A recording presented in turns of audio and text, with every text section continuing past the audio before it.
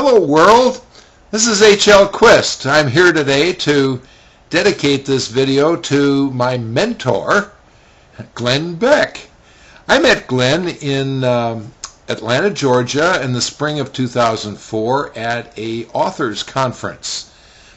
Glenn was one of the featured speakers. He had just written The Real America, and he was there to tell us on how he did it and how he could help us. And this was really a profound point in my life. I mean, the lights went on that day as I listened to him in the audience. He strode out there and he was kind of casual and folksy and so forth. And as he developed a rapport, you could see that people started to buy into his approach and his philosophy. You could tell that he was a man that, even though he was casual in his discussion, you could tell that he had strong belief and value system. But the most important thing is how he resonated with that audience. And of course they would believe everything they said, and that's what's happened, and that's what's made him a success. And what's important there too is that he communicated that he was there to help us. It was all about us rather than him. It wasn't about, me. It was about them. And that, I think, was really, really critical in my development. In addition, he introduced the element of humor. And so effectively, humor can be so incisive, and particularly in this political situation that we're involved in, it can be very effective. I can be a very intimidating guy. I'm a big guy, and I'm imposing, so forth. And I've really got to tone down and not be intimidating. But the thing I learned that day was how to communicate with an audience and be there for them. And as a result of that, I have been so much more successful in communicating with groups, and even to the point of empowering them, because I am there to help them. It's not about me and my education and my background. It's about them and solving their problems. But let me use an example of some of this humor. Glenn has agonized over this situation regarding communism and capitalism. And this week, he used that illustration, illustrated all these communistic icons in New York City, on the walls, and these statues, and the iron and the sickle and so forth. And people have just ignored it for years, not understanding the significance of this. But we are seeing capitalism and communism coming together. I established a new neologism, a new word for this phenomenon. I call it copulativism. It means merger, folks. You can look it up. But also, I use terms like the masters of the universe. These are the folks on Wall Street that really destroyed America's middle class and were responsible directly. Their leverage in search of greed. What they did is also they became enablers. What do I mean by that? Is that they enabled change. They bred so much mistrust and anger in the American people that everybody wanted change. They didn't know what this change was going to be. Glenn and I knew what it was going to be, but now people understand, thanks to Glenn and his message to America. But what was going on here is we got double whammied. Is that these masters of the universe, through their private equity and leverage buyouts and all of these programs they had using free money, is that they actually destroyed these companies and destroyed employment, these people being laid off through their efforts. So there's been a double whammy on this.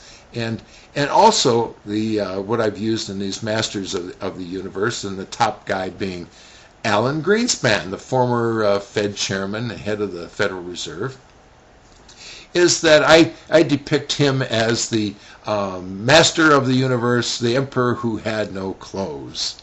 You remember this fairy tale or this fable, from when we were children. And these charlatans came to the emperor one day and they said that they were going to build him a suit of clothes or tailor a suit of clothes that were magical. As a matter of fact, this thread and this material was so magical that it was invisible to the human eye. None of his constituents, none of his realm, none of his retinue wanted to admit that he had no clothes, because they would be considered stupid that they couldn't see this wonderful magical material. Well, that's what Alan Greenspan did. Is he created an illusion. We didn't have a growth economy. We had an illusion of wealth. And of course it was absolutely destructive to America and our middle class. No one wanted to tell Alan Greenspan and his cohorts that this was an illusion, feared that they would be termed as stupid and thrown out of the temple. But when this whole thing came down and the bubble burst, so forth, the naked truth was exposed. You know, another thing, as far as my mentor Glenn Beck is concerned, we talked this week about the San Joaquin Valley and farm prices and commodity prices rising because water has been diverted to the delta in the San Francisco Bay Area. Well, I talked about this long ago, that this was going to be impacted. And one thing that you'd like to know, and I could pass this on to my mentor, is that Nancy Pelosi was the one that strong-armed Congress to protect, and for $30 million to protect the desert harvest mouse in the Delta. That's amazing. If Americans don't smell a rat by now, you'll probably never get it. But one thing I try to figure out here is, how could I help my mentor? I'm old enough to be his father. How could I reverse roles here and help my mentor?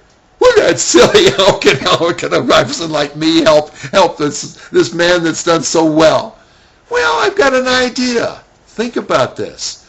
This economy, I call it the abomination boom that's coming. This inflationary boom is going to be absolutely devastating ultimately, but in the short term, we've got a window of opportunity in the early stages of an inflationary boom. There's a lot of money that can be made. We need to restore some of this wealth, this $11 trillion in wealth that's been lost over the last 2 years. But it's very difficult when you're ideologically involved, as we are as patriots and as conservatives, to be able to see this or admit that we might have a successful economy in the near-term future. But I think that's what we have to do, is separate the political ideology from the economic reality. Because I would rather fight this battle as a patriot with cash in my pocket instead of having no rations at all. But believe me, all of you folks out there, as that I have absolute conviction that these Marxists and these fascists will not only destroy the economy, they'll destroy themselves. But the short term, we can all gain from. This is what our strategy should be. How we can arm ourselves to better fight this battle. So this is our secret strategy. Glenn? Oh, whoa. Wait a minute. It's not a secret anymore, is it? But if this is important, and you can follow us, and what I want you to do is follow me. As Glenn says, follow me. And thank you very much. I will talk to you again soon. Goodbye.